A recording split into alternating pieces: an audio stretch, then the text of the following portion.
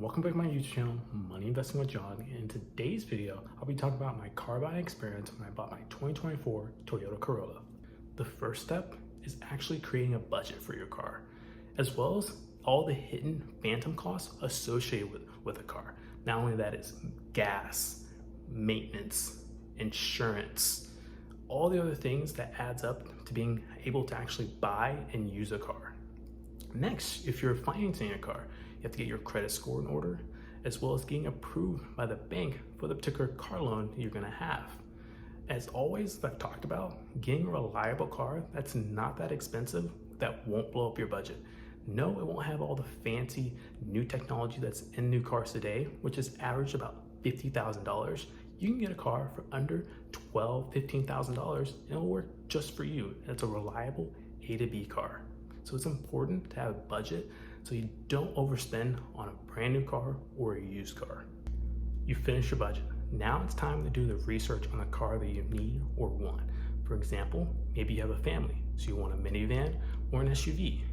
Maybe you like to haul things around, so you probably want a truck. Or you're just focusing on gas mileage, so you may be looking at a hybrid or a sedan.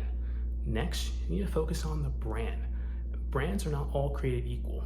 For example, luxury brands are gonna be more expensive than typical economy brands such as Toyota or Mazdas. Not only that, because they have more higher maintenance costs associated with the life of owning the car, as well as focusing on making sure you know each recall regarding maintenance or there's a defect on the car. For example, Kias and Hyundais didn't manufacture immobilizers, so this makes it easier to steal. So then in turn, increases your insurance rates over time. So you have a budget. You've done all your research that's necessary to picking a particular car or truck. Now it's time to really get into the car buying process, actually negotiating a car. First, never ever go in a dealership until you have the price of the vehicle that you're gonna buy in writing and ready to go. Why waste time going to a dealership on your Saturday afternoon, your one free day you have, messing around with the dealership?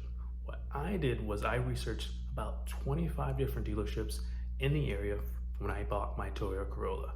I messaged them all, I called them all, I told them, here, this is the out of the door price, which is everything after taxes, the car, any of the fees they have. This is what I want. This is what it's gonna get me to go to the dealership. I didn't want to waste time on my Saturday talking numbers to these people. Do that after work, after 5 o'clock. So make sure before you even go to the dealership, have the out the door price ready. So you don't have to haggle, you don't have to negotiate. It's just sign the dotted line, get the car, and go home. Maybe you're thinking, John, didn't you skip a step? Aren't you supposed to test drive a car before you start the numbers and negotiating? Well, I didn't test drive my car that I bought. I think, as I said in the previous videos, all cars are basically the same to me. They all drive the same, especially if this is an economy car, like a Toyota, a Mazda, so forth.